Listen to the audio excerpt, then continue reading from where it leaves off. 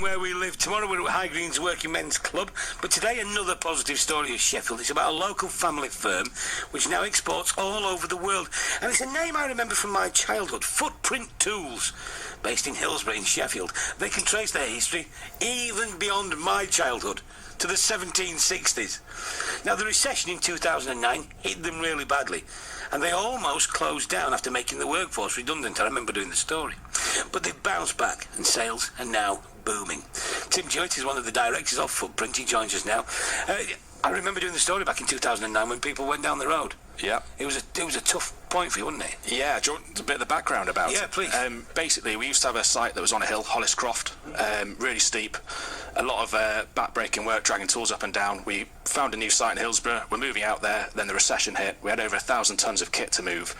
And as we were moving, sales dropped. We ran out of cash. We had to close the business down. The directors took the decision. No one lost money. We paid off all our debts. But as we're closing down, a lot of our export customers were contacting us, and in particular, our Australian customer called up and said, "You can't go." So we actually ended up having to buy some of our old kit back. Well, my brother did anyway, and starting up again. And we've pretty much started up again, brought some of our old staff back, and we're growing at the moment, which is great. So was this kind of, you closed it down and then a new company bought it back? Or? Pretty much, we had to do legally a new company, but actually it wasn't in the plan. My brother was actually discussing moving to Australia. It was only until a customer in Australia said, "You can't go, we've got a market, we'll give you the orders and the business." So tell us what Footprint Tools do. You brought along a wrench here that we've got. Yeah, well, we're a manufacturer of hand tools, so we make our pattern of pipe wrench. We make builders' tools, which are brick bolsters, cold chisels, line pins. We have a woodworking tool range and a decorator's tool range, and we probably make over 90% of our products in the UK. Most of that is in Sheffield in its own right. Fantastic.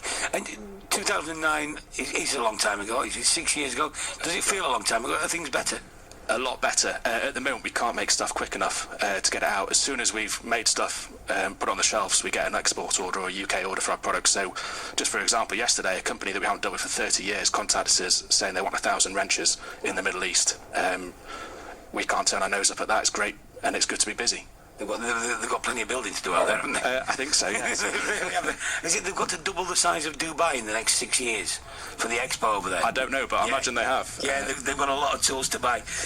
Of course, what we do know when you get into manufacturing, everybody tells us it's impossible these days to manufacture because you've got China, you've got the Far East. They'll make everything for 3 pence and chuck in a free washing machine.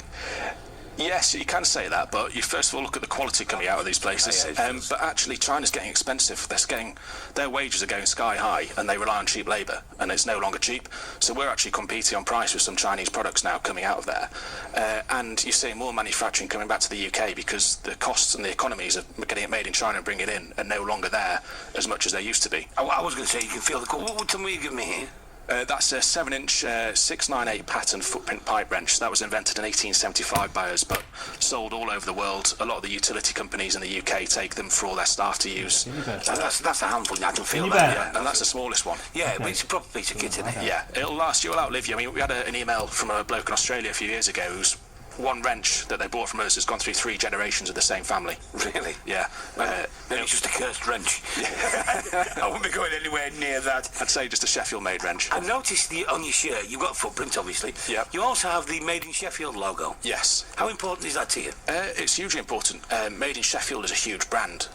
Just to give you an example, I was in India when I was 18, and I sat in front of a Hindu monk, and he asked me where I was from, and I said Sheffield. He goes, "Oh, Sheffield, steel and cutlery and tools." I was like, wow.